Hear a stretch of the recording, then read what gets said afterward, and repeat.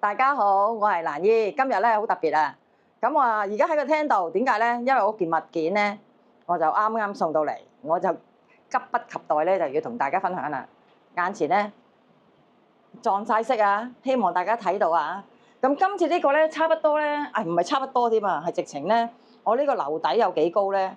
咁呢件物件咧就有幾高，咁所以咧你見到阿蘭姨咧就縮咗落嚟嘅。咁好啦，呢一個係咩嚟咧？咁我相信咧，大家都會買到類似 IKEA 或者實惠咧，有啲趟門嘅形式嘅衣櫃噶嘛，同埋嗰啲衣櫃咧都係比較大嘅。咁差不多，我諗擘開一個手臂咁上緊，我而家呢度影唔到啦，即係擘大自己隻手臂咁大嘅衣櫃。咁啊，通常個衣櫃咧一邊門咧都已經有咁闊啦。咁啊，大概咧，我唔講個標準嗰個尺寸啊。咁但屋企咧都會有呢類型嘅趟櫃。咁而家我大概呢個衣櫃咧用咗，我喺呢度住咗幾耐啊？我諗都有20年啊，有冇20年咧？就應該有啦。咁啊，都有20年㗎啦個衣櫃。咁啊，燙得多咧，其實如果佢手工好咧，都仲可以 keep 到耐少少嘅時間咧，先至會壞嘅，先至燙唔到嘅。咁又或者咧，我哋擺嘢擺得唔好咧，令到道門咧會比較早啲去會有損毀嘅情況出現啦。咁而家咧，我呢個係廳。咁如果入房睇咧，我哋先睇到嗰個實物係點樣樣。咁而家咧就係我哋而家個衣櫃咧，其實就喺呢埲牆嘅後邊。咁因為呢一個咧係入牆啊嚟做呢一個衣櫃嘅，成組嘢都係揾師傅做嘅。咁所以咧想掉個櫃又掉唔到，唯有咧就係要換咗道門。咁換咗道門咧，我就選擇咧就買一啲類似係燙閘嘅。咁當然啦，唔似我哋咧比較老年紀嘅時代咧，未有一啲燙門係塑膠即係 PVC 嗰啲塑膠料嘅。第一佢外表唔美觀啦，同埋太舊款啦，用嘅時間又係唔可以太長久啦。呢一道門咧叫做風琴式啊，我係咪叫風琴式咧？類似係咁啦。咁佢裏邊呢一個咧產品咧係可以有呢一個保暖啦、遮光啦、擋風啦，你可以擺喺個衣櫃用就得啦。擺廁所，譬如有啲廁所，我哋呢啲樓咧就係咁噶啦。廁所啦，或者有一啲嘅間隔位置咧，想安上去咧係可以嘅。有一度好似房門咁大，呢即係啲房門咁大嘅 size 又有啦。我而家嘅衣櫃咧就係哇係好大嘅，咁就大概個尺寸我擺晒喺面頭俾大家望，做一個參考，你哋就會可以度到呢一個準程度係要好高嘅。我度尺咧都已經度咗3日，然後諗清楚有冇咩問題或者出錯咧，先至正式落單俾錢嘅。咁啊有啲提示好重要，好重要。我要講3次，真係好重要，大家咧係要聽清楚嘅。咁啊嚟緊影片咧，我會慢慢詳細同大家講嗰個重點，一定要留意喺邊度。咁而家咧我就同大家睇下個實物，我個衣櫃究竟發生啲咩事啦。好啦，大家都睇到啦，我道門打開咗，其實係拉唔到啊。咁啊，蘭姨嘅衣櫃有幾立雜咧，就俾大家可以望下啦。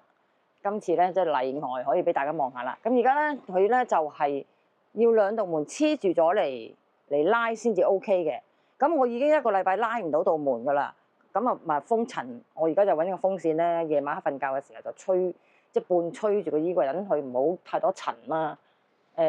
或者有啲異味啦，因為唔可以再拉啦，同埋太重啊道門，因為呢一個咧係上到天花嘅個櫃。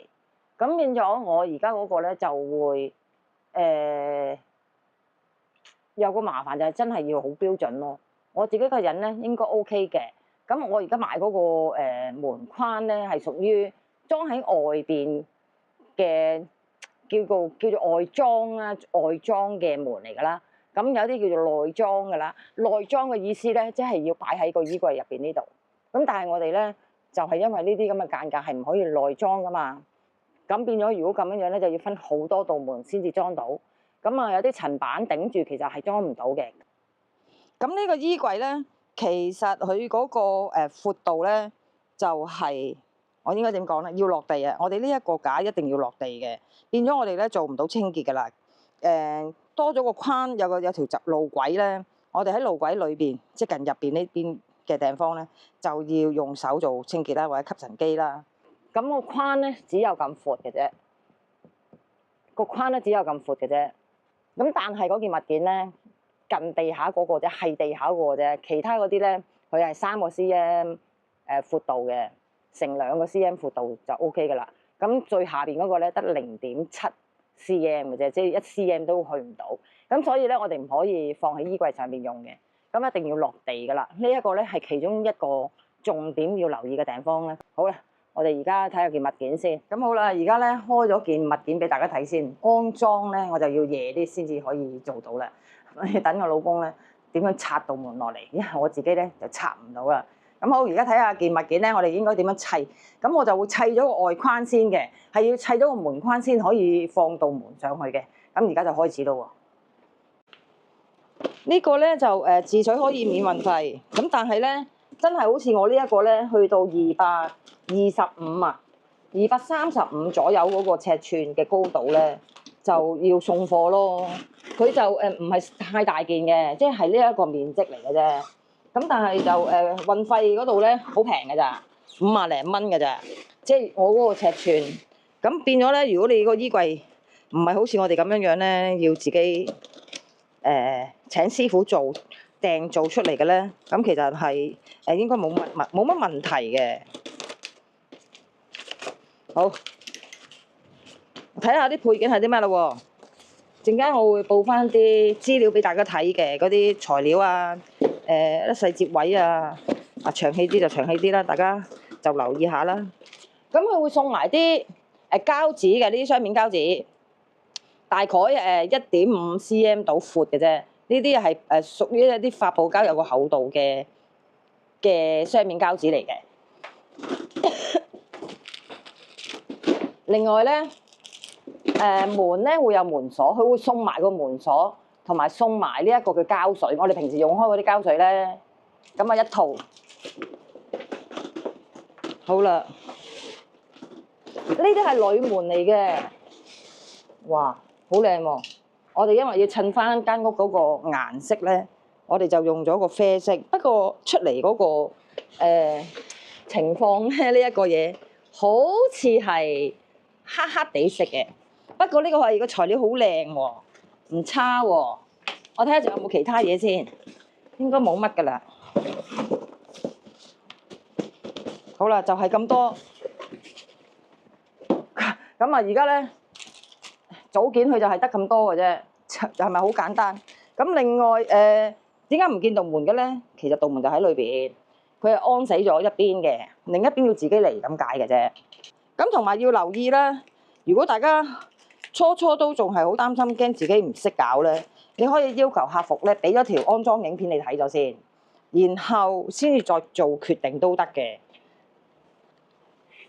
咁啊，因為我咧就問長問短啦，咁所以咧我就睇到晒佢啲安裝啊，同埋度尺啊嘅所有詳細資料咧，我先至正式落單嘅。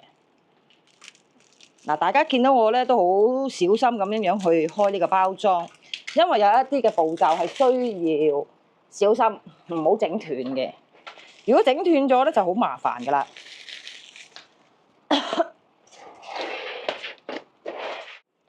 好啦，咁而家咧基本上就已經 OK 啦，上面會有啲字嘅，其實就應該唔係太影響嘅。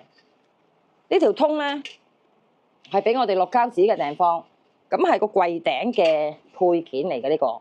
呢個係屬於U 字形嘅咁樣嘅通啦。咁好，呢個擺開先，同埋手柄係可以話俾你哋聽咧，可以就翻我哋自己嘅高度或者手勢嚟去做一個移動嘅嘅動作嘅。咁啊稍後先至再睇啦呢個。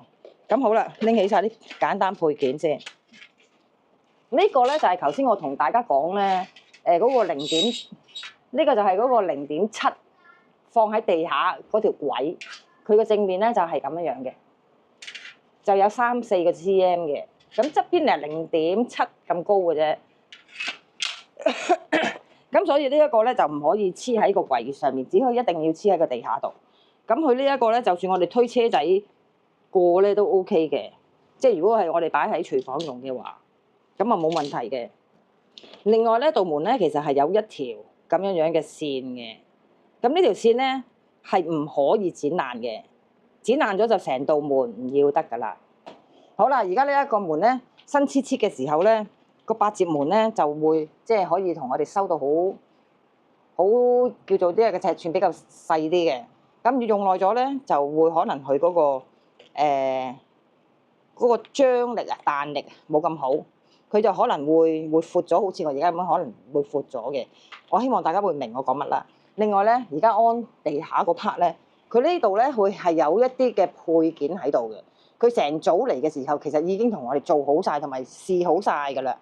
咁我哋咧照安翻上去就 OK 嘅。不過呢度咧係有少少瑕疵，我哋就要小心處理啦。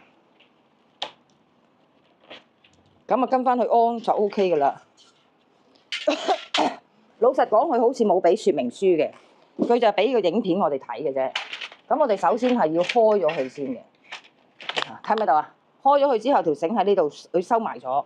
咁我哋咧就要安咗先啦。我一個人唔知得唔得喎。不過就為咗俾你哋睇，就安咗，然後我再拆啦，唯有。因為等我老公翻嚟咧，你哋就冇得睇噶啦。好，安咗嘅時候咧，佢有兩條軌啊，你見唔見有兩隻腳啊？咁我哋將個通咧通咗佢入去就得噶啦。哇，好簡單喎！咁佢呢隻係攝石門嚟嘅。好啦，而家咧我就入翻嚟個房啊，大家睇到啦。咁而家因為我道門未拆，咁我間屋啊係間屋啊，嗰個空間唔夠大啊。其實如果個衣櫃太大，好似我而家呢啲咁嘅雙人用嘅衣櫃咧，其實係一定要入咗房先至做得。咁而家蘭姨就完全做唔到啦。咁就頭先有啲細節就可以俾大家睇。我今次咧冇得做示範俾大家望下，因為實在呢個太重型嘅東西咧，就點講咧？我呢度間屋個尺寸完全做唔到示範俾大家睇。咁大家就可以睇翻頭先我拍到出嚟嗰啲細節位咧，嗰啲裝嵌位置咧，你兩邊都一樣噶啦。咁咧知道咗之後咧，我會用把口咧嚟去話俾大家聽係點樣安裝。咁當大家要或者我會將個安裝嗰條影片咧放埋上嚟俾大家去知道應該係點樣安裝法。咁我就唯有用口述嘅。即係用把口嚟講俾大家聽啦，然後安好咗之後咧，我就會俾個換咗道門之後個外相係點樣咧，同埋有冇即係方唔方便，我都同大家講下，咁大家可以理解到究竟呢件物件咧好唔好用。咁好啦，咁我而家暫時講到呢度先，等老公翻嚟搞。收到蜂巢帘以後呢，我們有兩個東西，一個是這個紗門的主體，另外就是兩根軌道。要注意啊，兩端是有這個線的，這個線千萬不要剪斷。我們在剪這個膜的時候呢，不要剪到線，繩子是不能剪到的。我們將門簾主體打開，然後呢，我們要注意這個門幅要完全收進側框內，然後這個線上下的線要繃直。繃直了以後呢，我們取出一根軌道，將軌道插入插銷內，另外一邊也是一樣的，這樣看不到多出來的插銷就是正確的。然後另外一頭也是一樣的，將軌道插入插銷，然後最後一個插銷可能會繃得有點緊，沒關係的，用點力，它有彈性的。這樣門簾這個主體就安裝好了，內裝就貼在窗簾的側面，外裝就貼在窗簾的背面。好啦，補翻個影片俾大家睇，希望大家會明白。